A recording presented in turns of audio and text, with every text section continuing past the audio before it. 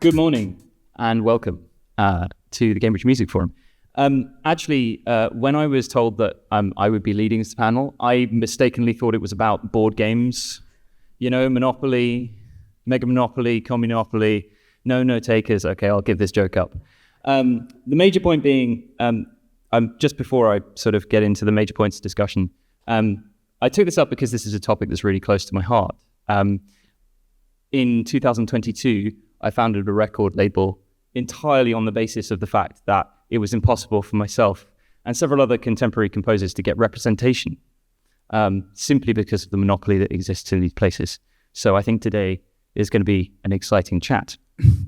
There's some important things to consider sort of around the topic. The first of which is the idea of vertical integration. I think we might have a slide for this. I'm not sure. Oh no, okay. That'll, yeah. Move it forward. Move it forward. Yeah. Okay, and specifically, when we talk about vertical integration, it's a business strategy where a company acquires or merges other companies at different stages in its supply chain, such as suppliers or distributors, to control production, lower costs, and enhance efficiency. It can and does lead to lack of competition and monopolies, which means price hiking and sort of, all sorts of other things. That's when it's bad. When it's good, it can be good. But when it's bad, it's bad. And this, for example, is our sort of the news example. Maybe you want to... Well, I can't. I mean, this was this week, and it's not in the UK, so that's probably good for the UK. But I think if you pop the slide forwards, I think it's a bit of, So not to target anyone, but there seems, because the monopolization, there is only one company running all the tickets now. So the entertainment giant has been illegally operating as a monopoly and overcharging, a federal jury has found. Now they're going to fight back against that as it's come out. But it's just really interesting because that's the background that we find ourselves in around this conversation. So it's quite interesting that happened this week, I thought. And that's the impact of it. Yes. And actually, maybe let's get to radius clauses later. First, introductions. Everyone who's who. So could you please introduce yourselves, starting with Mark? With me, I'm Mark Pickering. I work here at ARU as an educator and technical lead.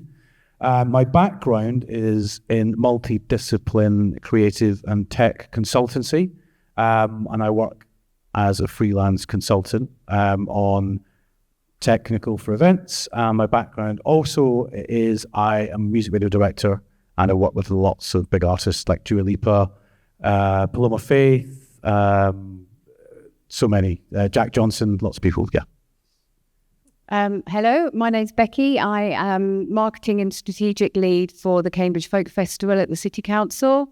My background is events and partnership working. I've been in this role since September, so this will be the first festival I have delivered with the team over at the City Council. Let's get a cheer for that. Cheer. Fabulous. Looking forward to it. Working really hard to deliver a great event in August. That's so exciting. Hello, my name's Dan. Some of you might recognise me. I'm a third year ARU student here on music performance. I have a background largely in session work. I was a session musician for a period down in London. Did some work around Fulham area, so clubs like Under the Bridge, open for Ollie Murs, things like that. Since then I've also been doing a lot of music education, teaching, I came here to achieve the degree to go on to higher things as well. So, and here we're sitting on a panel. Wow. Nice, fabulous. And worse, he has me as a supervisor. Hi, for those of you who don't know me, my name's Tristan. I'm a composer, actually, is my primary sort of job in life, but downstream of being a composer has given me many other roles.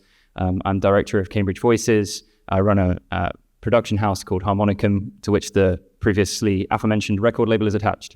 And I also work here at Anglia Ruskin, looking after some of our music performance students and supervising the fantastic likes of Dan. So there we are. So let's take a moment to get into the first of these questions, actually, because I'm very interested to hear what you'll say of this. I certainly have a few candidates myself. Are there any venues that you remember fondly that have been lost due to legislation or lack of funding? Mark, do you want to start? I could start, and I can start just over the road here. What's currently the 6-6 bar used to be the boat race. And I used to sneak into the boat race when I was 15 years old with my friends. We would go in through the back gate and we'd get let in and we would drink beer, things like that. It was a great venue. It was on the tour circuit, and it was always where bands that were about to break were coming to. So it was a real kind of part of the toilet circuit, but essentially it was like a launch pad for the next phase of a band's career. Every band I saw there went on, not every band, but you had bands like Oasis playing there when they were younger. You had all the Britpop kind of scene at the time, that shows my age. We're all playing through there at the time, and it was a great time to be alive. And I lament a lot the loss of that, because it's not the same now. I like Britpop music. What are you saying about that? Are you saying? I do know. What I mean is I lament the closing of it, because for years Cambridge lost its kind of stepping stone venue, other than the Portland Arms, but the boat race had a bit more prestige. And when it closed, I had friends from all over the country contacting me. I had a friend in Scotland saying, "I've just had the boat races closed. This is really bad news." And it was really bad news. Having played there myself probably 100 times as well. No, that's dribble. Yeah. How about you? So I guess that you stole mine, boat race. But equally, I went to university in London, so there are lots of venues that we used to frequent as students. So I believe, a few of those have gone. I think it's important to note that it's not just venues that are disappearing, festivals are disappearing. Statistics have said that there's over 100 independent festivals that have gone since 2024, which is a huge number. And about, I think, 30 venues per year get closed. And so the knock-on effect of that is the employment within the area, and also the sort of supply chain to those events and venues. So the caterers and the bars and, those that pop up at the festival. So it's not just about us not being able to go out and have a good time. It's about, the economic impact that closing and shutting down the festivals and venues sort of brings. Yeah, multiple knock-on levels. So many more than people, I think, often think of. Yeah. We are, obviously we think about the people that work in the venue or the bar staff, but actually the chain that delivers those venues also has been affected. Yeah, I grew up around Suffolk, and there weren't too many venues near me. The nearest was sort of Bury St Edmunds or Ipswich or something like that. And I was quite lucky in that a lot of the venues that I used to frequent are still going strong. The UEA, the Waterfront in Norwich, brilliant venues. But in Cambridge, like Tall Trees, for example, has gone. There's been lots of venues, and Music Venue Trust came up with statistics about last year about that. And originally it was an improving trend, but further analysis was done. The number of grassroots music venues that closed last year was in single figures. But further analysis shows that we've gone through a lot of reopenings of clubs that previously shut down, which doesn't entirely reflect the true nature of things. And that 30 venue statistic is actually staying quite true, which is quite alarming, because, we're getting quite into a scary zone. But, it's really important that we, that the cultural centre of that kind of stuff is really important to keep to our hearts and around the area. Yeah, I think you made a real part of the cultural significance of these places for communities. Was it Leadmill in Sheffield closed, which I've played there in my past. I loved it. That's what I think of when I think of Sheffield, and it's not there. The 13th Note in Glasgow was this really cool underground venue, closed down. And it's these places that build scenes and build cultures, and that's what makes the music scene healthy, at least at a local level. Yeah, there's an important point in there, actually, which is just to say that there's more to it than just an event. It's certainly in people's lives. I think people go to events for all sorts of reasons, concerts included, and we just don't often think about it. We often go, oh, well, you go turn up to an event for the music, but you turn up for everything. It's not just the music. The music is there. The music is great, and it should be great, because that's kind of, 60 to 70% of the meal. And the meeting the friends and talking about it and experiencing it together and, everything else is what fills up that remaining gap. And it's something that, like, as technology has moved on, maybe we have a bit less of. Building off your point of cultural areas, though, I'm going to cheat. I'm going to take an example of a charity that's doing something really impressive here in the UK, and I'm also going to link it into where another basis of work where I was, which is in Baltimore, in Maryland, in the United States. There's a venue there that exists. It was previously a Pentecostal church. It's absolutely enormous, and it was the hub of all performances, and it contains inside it a remarkable organ with over sort of 4,000 pipes. And during the sort of latter half of my doctorate, this was sort of mothballed. And the entire place, I think there's nothing stranger than walking through a building which has had so much life, so much vibrancy and energy, especially from the communities that benefited from it all around that sort of Pentecostal church area. To see sort of an organ just hidden, covered in plastics, and and it's all perfectly working machinery. And so a friend of mine and I got together and we nicknamed the organ Lazarus, and we tried to put a concert on in the venue without him. But anyway, that's another story. But the same picture is being played out here in the UK, and there's a charity called Pipe Up for Pipe Organs, which is busy repurposing organs from around the country that are at risk. And there are more of them than you think. There's probably one within the immediate vicinity of your house that is at risk. And the only way that you can keep these marvelous instruments running is to use them. And I think a lot of communities, this definitely wasn't the case at the end of the last century, but now a lot of communities are very open to them being used for all sorts of musical endeavors, exciting musical endeavors. So, as my point on this, I would encourage you to let your imagination run wild. You make a great point there about opening for other types of events. I was at one on Sunday. In fact, I was doing sound. It was called the Cambridge Sessions, and it was fantastic. And it was in, God, what's the name of the church? Clementine. Clementine. Were you there? Oh, yeah. Hi. And that was great, So that brings me to something I just wanted to see what you thought about, because maybe just to give advice to maybe musicians or artists who don't have places to play. Is there ways that they can become creative in that and maybe look at different venues through a different light in different spaces, Yeah, yes. So I guess as part of the Folk Festival this year, we're looking at, so traditionally the Folk Festival has been a weekend event at Cherryhinton Hall. Great.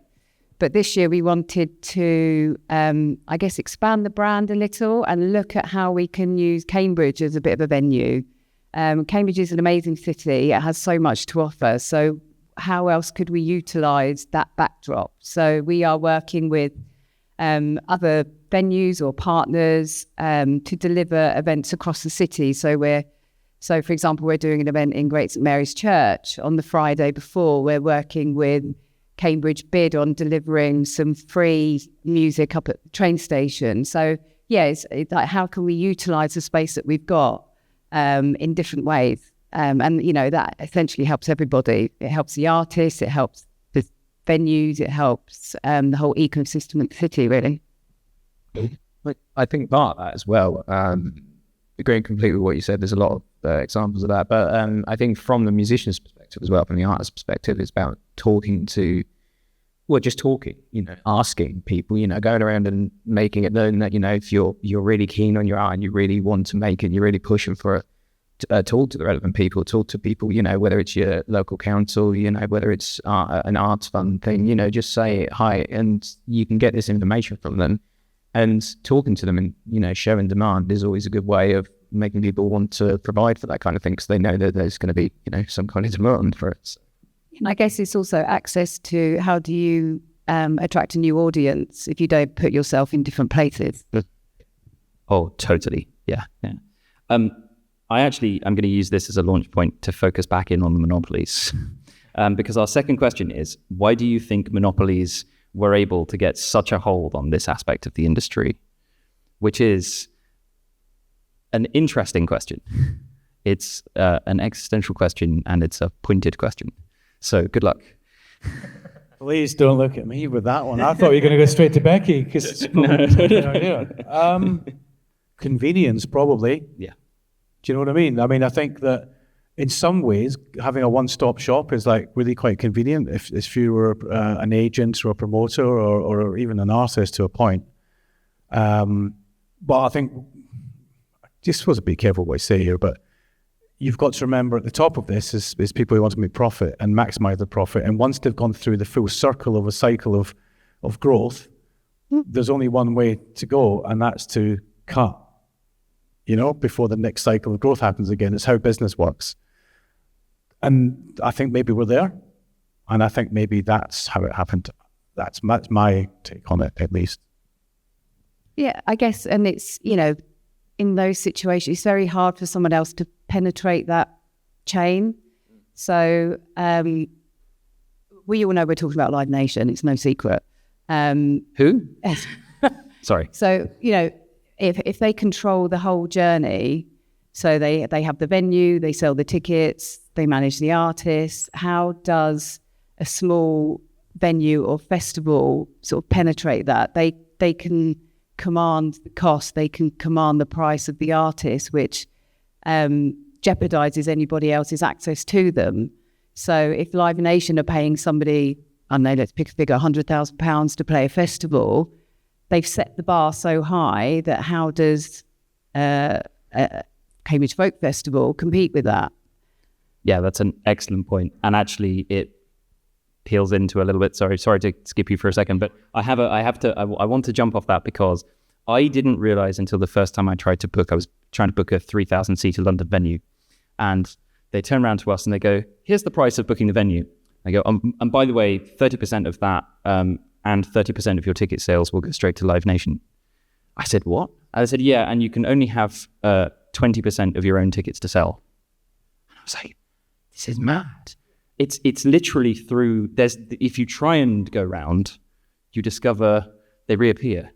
And it's simply a side effect of an effective business model, right? But in order to have that, entrepreneurs, in order to cut through, have to find a way of disrupting. And actually, I'll come back to that in a second because I want to hear what you have to say on this first. Yeah. I think the important thing to realize as well is that from a upstart, from an entrepreneurial perspective, if you were to start your own competitor to like a Live Nation thing, say it's £100,000, for the booking, that's a lot of money. There's a lot of risks going involved there. You've got to ensure, it's going to be a popular artist in the venue that you're holding. Not only you securing the venue, you've got to pay staff. What happens if there's an illness? And there's so many risks in that scenario that it really disincentivizes anybody from trying to take their own path into it. And the convenience matter, sort of, from the other side of things, like Mark has said, really weighs into that, because if you've got this brand new upstart, then you've got a company like Live Nation who you've been buying tickets for whatever artists for so long. You're just used to going with them, so you're going to go with them because I know that they're, what they're going to do, and I know I'm going to get my ticket. It's minimizing risk. Yeah, and actually, there's a sort of a second point, sort of buried in what you've said there, which is, I think, actually hearing you all speak about this has sort of resolved in my mind, because it comes back to the vertical integration. And actually, I was astonished. Did you see this? Like a couple of years ago, Orange Tree, who are in the US, stated the average price that they reckoned it costs to launch a new artist onto the market. And they were like, it costs $1 million, to sort all the marketing out and everything else. If you want to create a new artist tomorrow, bang, that's the investment you've got to put in.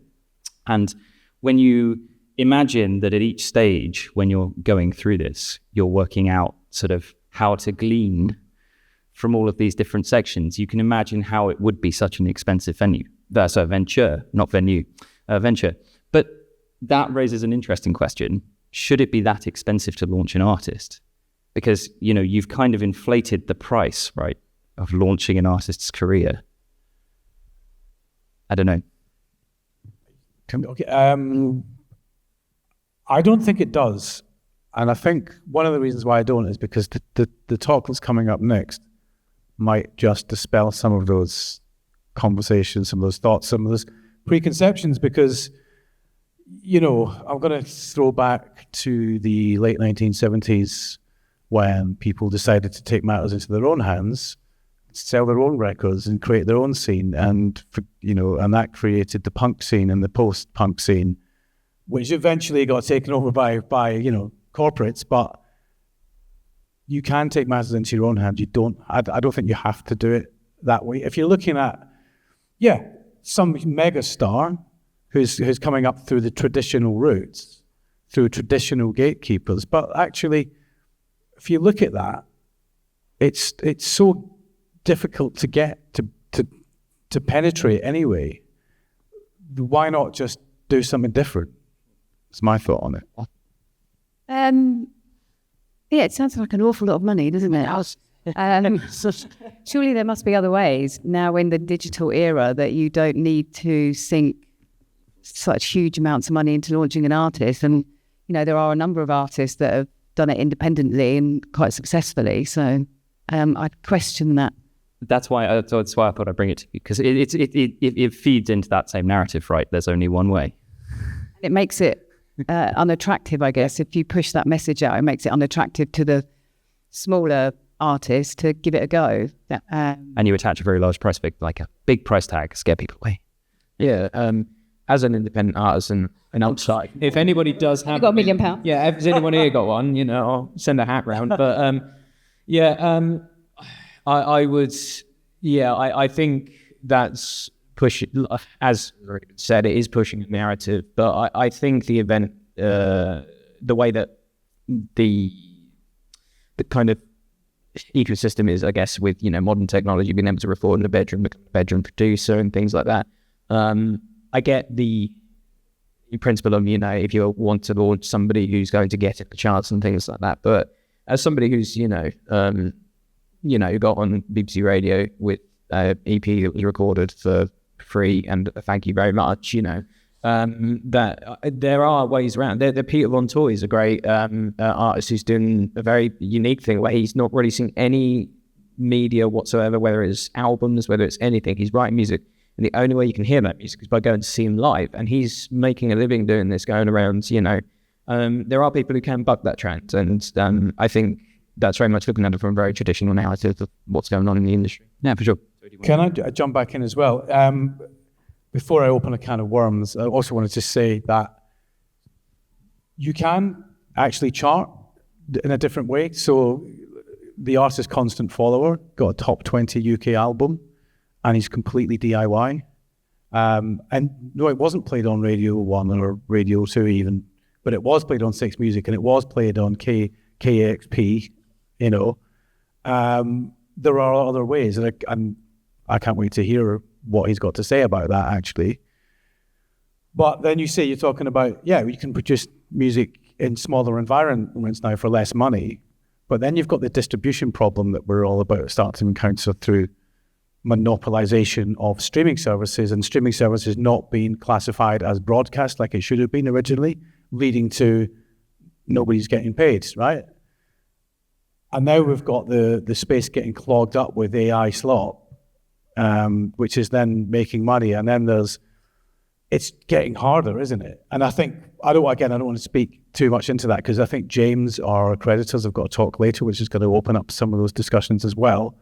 But there's so much of can of worms that just falls on the floor when you start to unpack it, you know? Frighteningly. Yeah. All over the floor. No, okay. I think that's a really important point, Mark, actually. Look forward to more of that later. That leads us actually quite neatly onto our next question, for which I just have time before I have to open to everyone else's questions. So short answers. Dynamic ticket pricing, it was an incredibly scary thing. Do you think it's possible for something similar to occur again? Unfortunately, yes. The technology's there. It's been proven. Do I agree with it? No. And I think it's down to us as consumers to push back. I think it's down to artists to push back. And it can't continue the way it did. So yeah, I think we need to have a voice, and the artists, importantly, need to have a voice about it. Yeah, I believe we have a responsibility as artists to, I mean, obviously, there's nobody's really been looking at dynamic ticket price from somebody, for myself quite yet. But, in the future maybe. But yeah, it's important as artists to push against that kind of thing, and really take a stand for understanding what's going on with your audience and try and open it up for some kind of ethicality in that way. Really interesting, because perhaps that's when lobbyists can start to push for legislation for a cap. Knowing that somebody in the best seat paid £5,000 for a ticket to watch something, it's disgusting, isn't it? So maybe legislation and lobbying to get that done from any politically influenced people out there in the world would be a way forward. If there was, perhaps somebody politically could get behind that, that'd be great. Absolutely.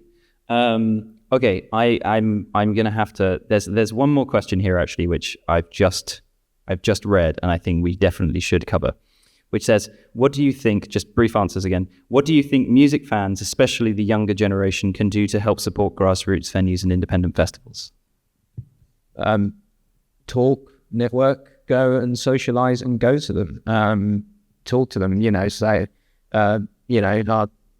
attend events, look at what's going on at the local one, and really talk to them and establish a connection in that way, go with your friends. You don't have to go alone, and just really attend them. Just participatory is, I think, the most quick fire and direct way to do it. Probably the easiest way for everyone. So, I think it's a similar message to like saving your high street. It's about shopping local.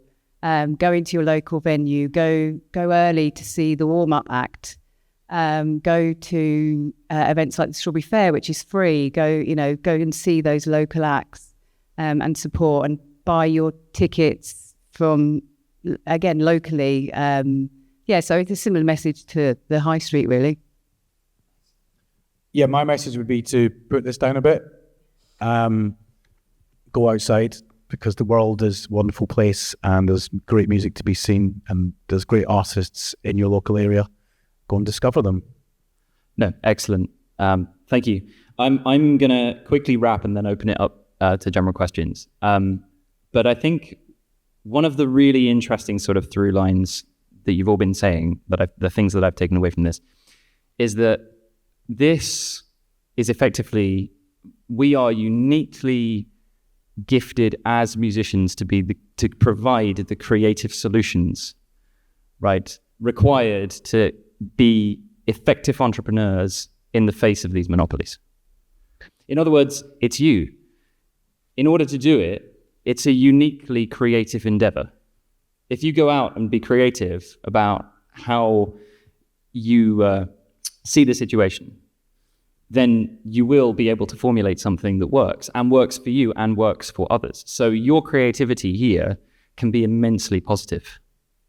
Thank you. Right, general questions. Anyone got a question for the panel? Is there someone running for the microphone? Oh, yes. Hello. Oh, Hi, Will. thank you so much for that talk, everybody. That was really enjoyable. At the beginning, you mentioned the jury that found Ticketmaster and Live Nation to be an illegal monopoly. And of course, this is a jury in America, the federal jury that's found this. But this has been 35, 40 years in the making, this decision, because that has been a campaign by the United Musicians and Allied Workers, which is the American equivalent of the Musicians Union. It's been various grassroots organizations. In recent years, it's been the Palestine Solidarity Campaign and the BDS movement because of Ticketmaster and Live Nation's funding of the IDF. It's been this massive interlocked campaign that's happened. And here in the UK, we haven't got these same, and also, Ticketmaster and Live Nation are lobbying the Trump administration at the moment to get this quashed. I'm wondering maybe if you could speak to what a similar kind of piece of campaigning or kind of interlocked campaign could look like in this country, where we are fighting against these organizations, these companies, whether it be at a level of, yes, independent venues, thinking about landlords, who are the people who are ensuring that venues are closing, and gentrification. It's such an interlocked issue with everything else that we face in society. What does a similar grassroots campaign look like in this country that we've seen in America have this fantastic result in the last week where they've been found guilty? Do you want to start, Mark? Okay, well, I'll start with that. There's quite a lot to unpack, and it's very, very eloquently put. I mean, I think the UK and America are very different places, and I would like to believe that we have a slightly more, I don't want to say the word socialist, but slightly more community-based background. Although I think that British people generally have more apathy and tend to let things fall apart around them before they do anything about it, and that worries me.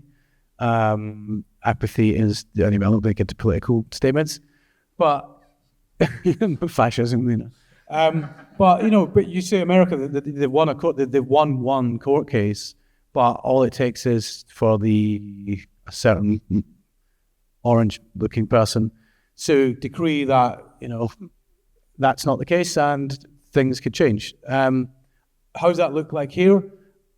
I would like to see people out in Westminster in their thousands waving placards for a start.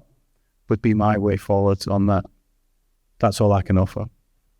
There are. So the Association of Independent Festivals and Association of Independent Venues are doing some work around this and doing lots of research. So I think it's probably organisations like that will lead the charge.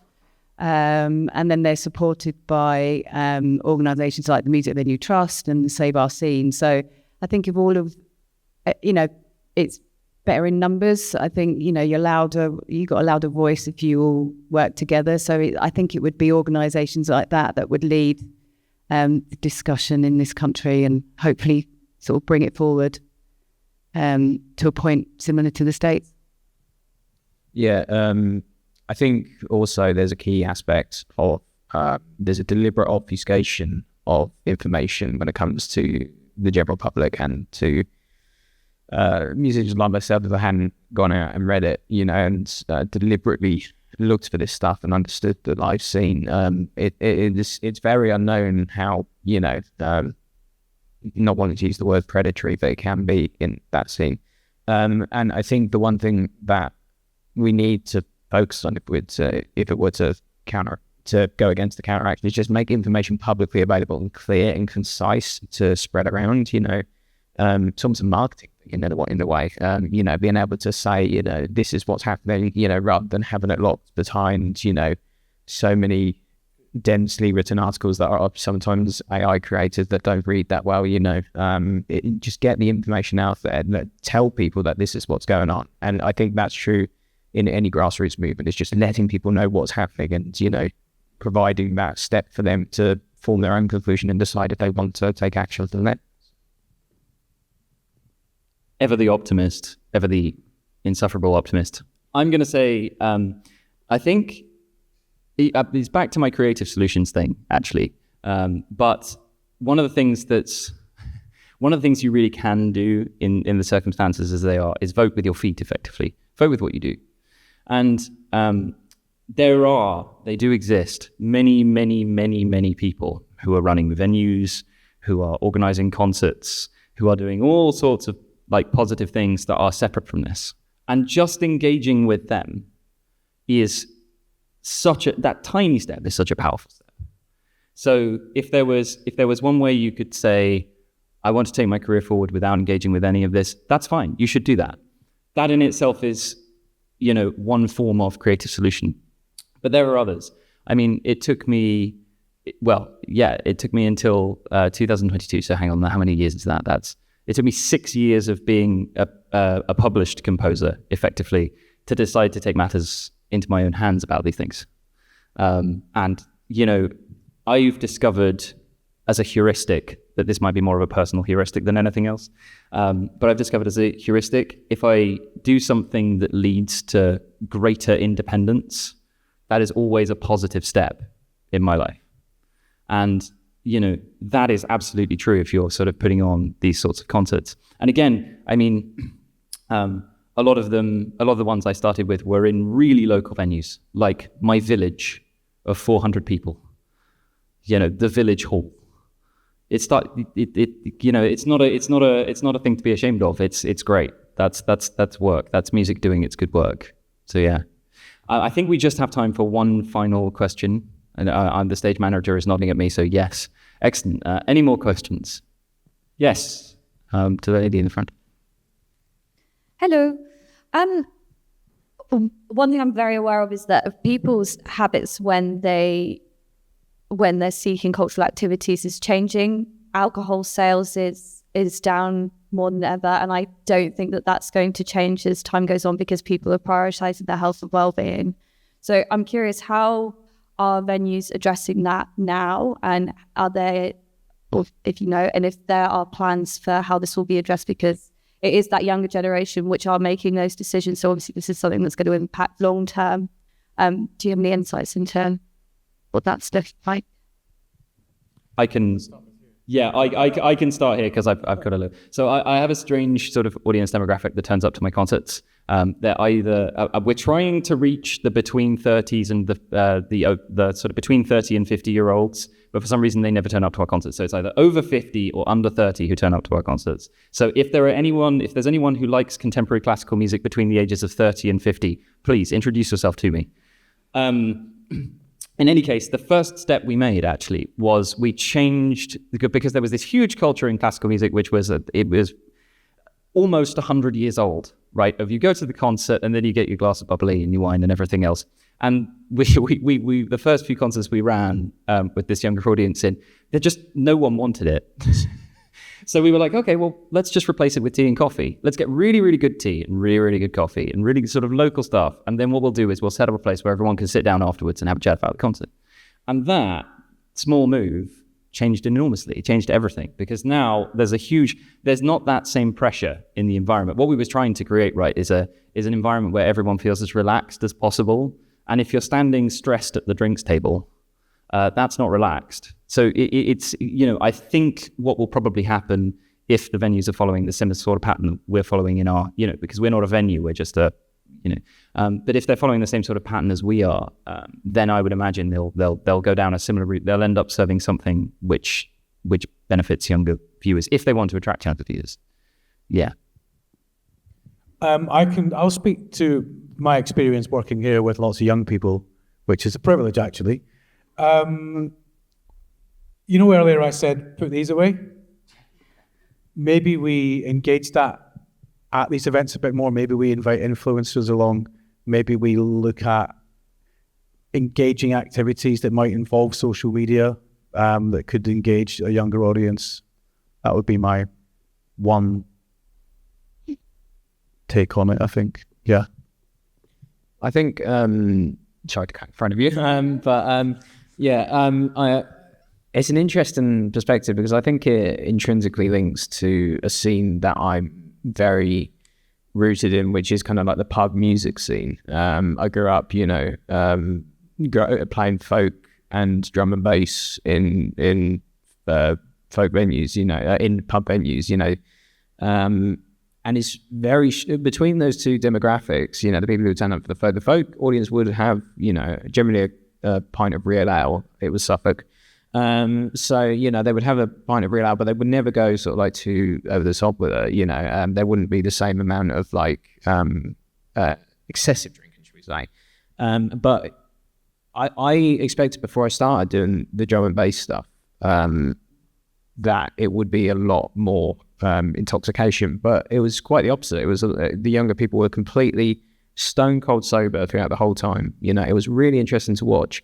And whilst I don't have a solution or even a takeaway from that, I think there's got to be something around that location of where gigs and stuff for a lot of smaller bands are happening. And I don't think that's inherently something, like regulations or anything can change. I think just doing more sort of like, whether it's an outdoor gig, finding a venue, whether it's a bandstand, like it's a bandstand Neely, for example, so people can come along, have a picnic or something whilst they watch some live music, stuff like that. I think that's the direction that it might decide to go in, away from sort of like your traditional, local pub. Not saying that's going to go away, but, taking it from there and going to other venues as well, just diversifying that. Sorry, that's really great, because between the three of us, we've basically described a future for for music whereby you go to a concert and you have a curated food experience, which I am all for.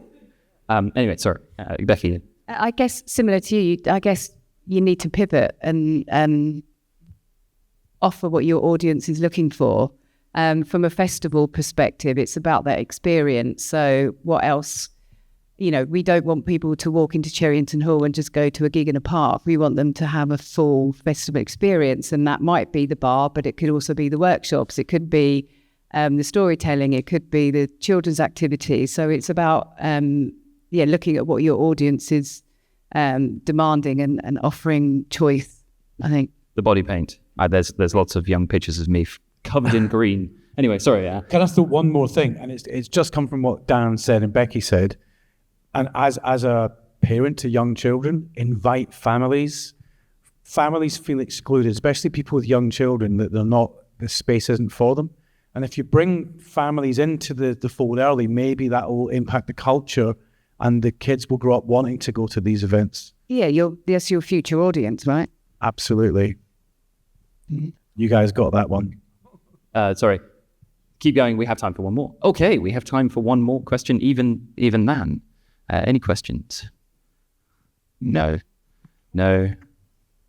Okay. We did rather surprise you with that one, but luckily we have. Oh no! Did I say a hand? No. Okay. We have a backup plan, which is this. We can actually we can round out by talking a little bit more about merch fees and artist guarantees. Wow, big one. It's a big one, but I thought we had a really good positive way to end there, and then we go into this. We'll just briefly touch it. I think actually, yeah. Well, because this is clearly a topic you feel strongly about, Mark. I think you should start. Here you go. I mean, I don't know. I mean, I think artists feel strongly about giving away what's theirs in some ways. You're looking at merch fees, venue. And maybe this comes from the pressures of vertical integration again, where venues are pressed. So venues are now going after this bit of the artist's money, because the artists were saying, well, we're going to have to sell more merch now because we're not making enough of that. And maybe venues are now saying, well, we need our staff paying for, we need that. I don't know. I do feel strongly about that. I think as someone who has sold merch, someone who's been an artist, I would like that to remain as mine. And I'll put my own staff on the door to do it if I have to. And I'm very much behind the 100% venue ethos on that one. But, opinions differ. Becky, do you want to leap in?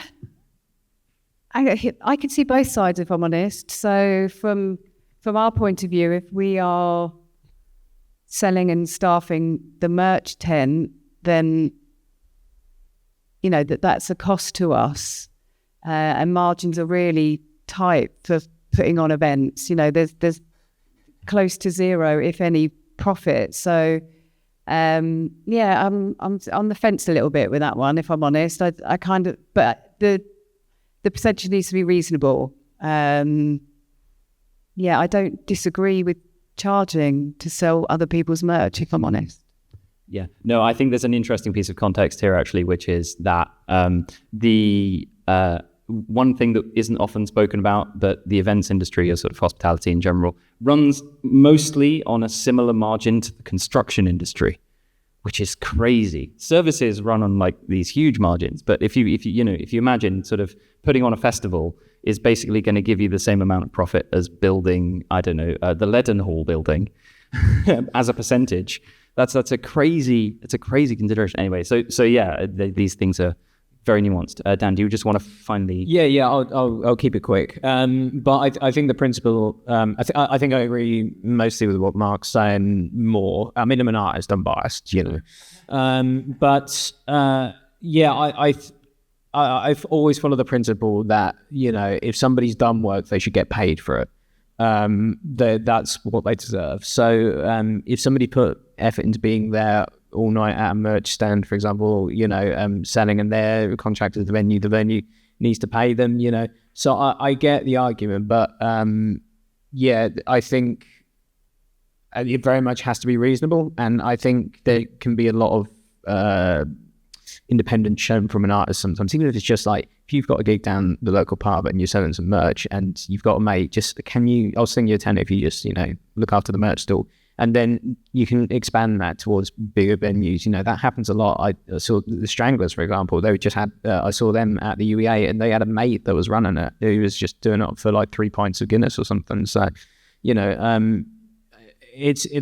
an artist aspect of that they can push through with that in order to save money for the venue as well, which saves money for everyone. And then, it's a complex one, though. It's a big field. Okay, my stage manager is saying that it's time to wrap up. So I'm going to wrap up with one statement. It's your creativity. That's what will make the change. Thank you very much.